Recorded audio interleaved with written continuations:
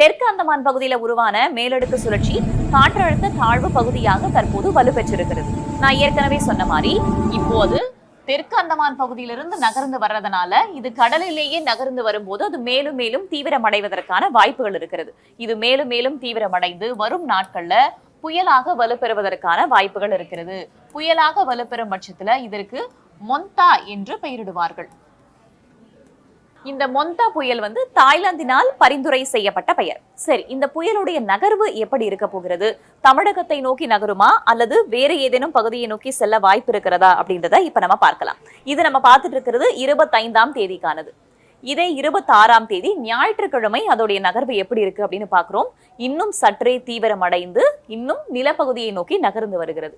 அதே போல 27ஆம் தேதி நம்ம பார்க்கிறோம், இன்னும் நகர்ந்து வருகிறது நிலப்பகுதியை நோக்கி. அப்படி நகர்ந்து வரும்போது அதோடைய தீவிரத்தன்மையும் அதிகரிக்கிறது.